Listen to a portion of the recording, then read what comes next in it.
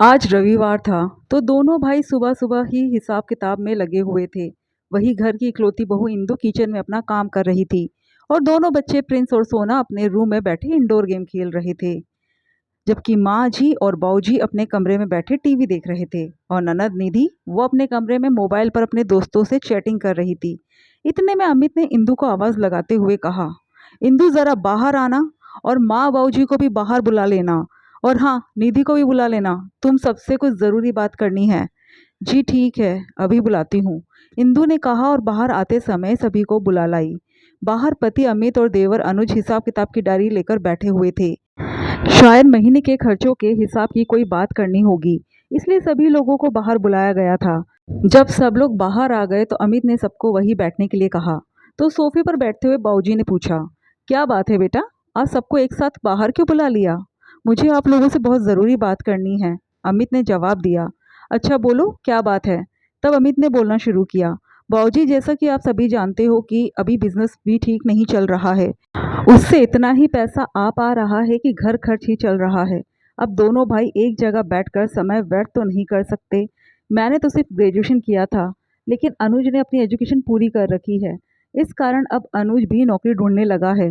अभी थोड़ा काम धंधे को लेकर परेशानी है। हम जानते हैं बेटा, तुम दोनों भाइयों ने अपने दम पर बहुत अच्छे से घर को संभाला हुआ है, पर अब क्या बात हो गई जिसके लिए तुमने पूरे परिवार को एक साथ इकट्ठा कर लिया? माँ ने बीच में ही कहा। दरअसल बात यह है कि अभी फ़िलहाल हमारे पास इनकम का दूसरा कोई ज़रिया भी नहीं है और ना ही कोई मदद। इतनी कम इनकम में घर खर्चे पूरी तरह से नहीं निकल पा रहे हैं और घर खर्चों के साथ साथ सेविंग करना भी ज़रूरी है, क्योंकि इमरजेंसी में सेविंग का होना बहुत ज़रूरी है। इसलिए सेविंग्स को तो हम लोग खर्च करने की सोच भी नहीं सकते। माँ, अनुज की नौकरी लगने और मेरा थोड़ा बिजनेस संभलने तक हमें खर्चों में से कुछ ना कुछ कटौती तो करनी ही पड़ेगी। इसलिए आप सब लोगों को बाहर बुलाया है, अमित ने गहरी सांस लेते हुए कहा। हाँ, हम समझ रहे तुम्हारी बात। इतनी महंगाई के दौर में घर खर्च चलाना वाकई बहुत टेढ़ी खीर होता है। मैं तो कहता हूँ कि जो खर्चे बेवजह के लग रहे हैं, हम उन्हें तो हटा सकते हैं या फिर कम कर सकते हैं, बाऊजी ने कहा। सही कहा, हमें ऐसा ही करना चाहिए। सब मिलकर सहयोग करेंगे तभी काम होगा। पर अब मैं क्या बोलूँ, माँ ने कहा। क्यों माँ, क्या हो गया? आप अगर कोई सजेशन देना चाहती हो तो बिल्कुल दे सकती हो, अनुज ने कहा। देख बेटा, मैं अगर कुछ बोलूँगी तो लोगों को बुरा लगेगा, क्योंकि सच कड़वा होता है और आजकल सच कोई सुनना पसंद नहीं करता, माँ अपने हाथ नचाते हुए बोली।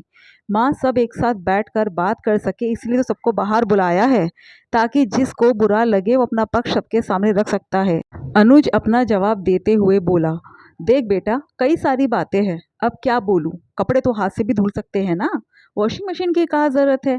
और साफ सफाई तो हाथों से भी हो सकती है, भला वैक्यूम क्लीनर की भी क्या ज़रूरत है? माँ ने इंदु की तरफ देखते हुए कहा। और नहीं तो क्या भैया, बच्चों के ट्यूशन की भी क्या ज़रूरत है? ट्यूशन्स भी कितनी महंगी होती है। बच्चों को तो भाभी भी पढ़ा सकती है, एक खर्चा तो वहीं पर बच जाएगा, निधि ने भी बीच में ही कहा। और नहीं तो क्या बेटा, अब तू ही बता, प्रिंस का बस स्टैंड कितना सा दूर है? उसके लिए स्कूटी की क्या ज़रूरत है? पैदल जाकर भी तो उसे छोड़कर आया जा सकता है। क्या पेट्रोल का खर्चा नहीं बचेगा? माँ भी अपना सजेशन देते हुए बीच में ही बोल पड़ी। सास और ननद तो बोल चुकी थी, तो ससुर जी भी कहाँ पीछे रहते, तो उन्होंने भी कह दिया। हाँ, ये बात तो सही है, रसोई के काम में भी मिक्सर ग्राइंडर चलता ही रहता है, जबकि सिलबट्टे से भी काम हो सकता है। पहले की औरतें तो इतना काम करती थी ना। बस यही मुझे फालतू के खर्चे नज़र आते हैं। बाकी खाने पीने में तो क्या कटौती करे। और तेरे पापा और मेरी दवाइयाँ तो ज़रूरी है, वो तो ना कम हो सकती है ना ही ज़्यादा।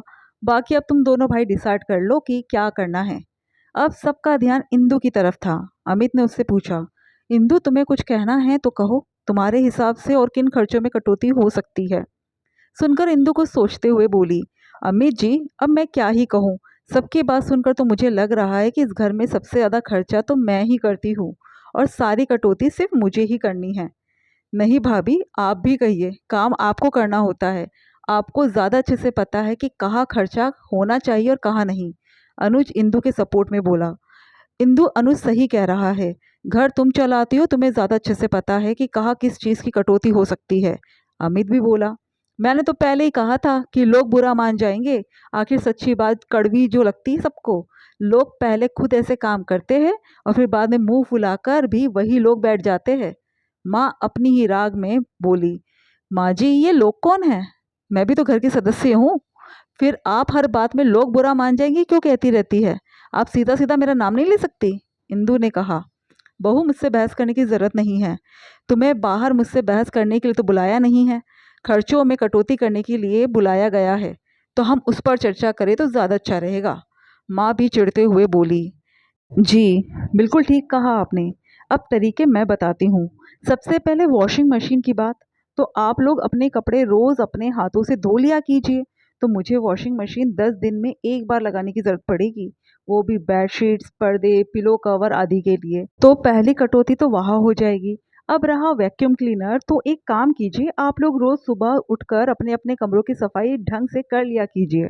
देखिए, आप लोग सफाई करेंगे तो आपके लिए एक कमरा होगा। मैं अकेली काम करती हूँ तो मेरे लिए पूरा घर होता है। मुझ अकेली को ही कितना वक्त लग जाता है। जब आप लोग अपने कमरे की अपने हाथों से सफाई करेंगे तो वैक्यूम क्लीनर की ज़रूरत भी नहीं पड़ेगी, जिससे उसका खर्चा भी बच जाएगा। हाँ, हॉल, बरामदा और किचन की सफाई मैं कर दिया करूँगी। अब रही बात ट्यूशन की, तो चलो प्रिंस को तो मैं पढ़ा दूंगी, लेकिन सोना तो 10th स्टैंडर्ड में है। मुझे पढ़ाई छोड़े हुए काफ़ी वक्त हो चुका है। प्रिंस तो अभी 5th में है, इसलिए पढ़ा देती हूँ, पर सोना को मैं नहीं पढ़ा पाऊंगी। अगर उसकी ज़िम्मेदारी आप तीनों भाई-बहन में से कोई उठा सकता है, तो ट्यूशन का खर्चा भी बच जाएगा। और रही बात प्रिंस को बस स्टैंड तक स्कूटी से छोड़कर आने की, तो सुबह-सुबह तो मेरे पास 10 काम होते हैं। किसी को ऑफ़िस जाना होता है, किसी को नाश्ता चाहिए होता है, किसी को क्या चाहिए होता है, तो मेरे पास तो इतना वक़्त नहीं होता। इसकी जगह घर में माँ जी या बाऊ जी में से कोई भी प्रिंस को बस स्टैंड तक छोड़कर आ सकता है। इस बहाने उनकी भी वॉकिंग हो जाएगी। और हाँ, वो क्या था? Mixer grinder. तो मसालेदार ग्रेवी की सब्ज़ी आप लोगों को ही पसंद है। साथ ही साथ कई तरह की चटनियाँ चाहिए होती है आप लोगों को। किसी को मैंगो शेक चाहिए होता है, तो किसी को कुछ और। एक काम कीजिए, सादा खाना शुरू कर दीजिए। ग्राइंडर की भी ज़रूरत नहीं पड़ेगी। अब आप लोग देख लीजिए कि क्या करना है। मैंने तो अपनी तरफ से बचत के तरीके बता दिए। कहकर इंदु तो रसोई में चली गई। इधर अपने आप सबकी बोलती बंद हो गई। और फाइनली यही डिसाइड हुआ कि जो इंदु ने कहा वही सही है। सबको अपने अपने काम खुद करने पड़ेंगे। सोना की जिम्मेदारी अमित और अनुज ने मिलकर अपने ऊपर ले ली। और दिन में निधि फ्री हो जाती है तो वो प्रिंस को पढ़ा सकती है। प्रिंस को बस स्टैंड तक छोड़ने का काम बाऊजी और माजी के सिर पर आया। बस एक मिक्सर ग्राइंडर को कटौती से दूर रखा गया, क्योंकि खाने के साथ कोई एडजस्टमेंट करना नहीं चाहता था। लेकिन अब सजेशन देने वाले पछता रहे थे, क्योंकि अब काम उनके सिर आ चुका था।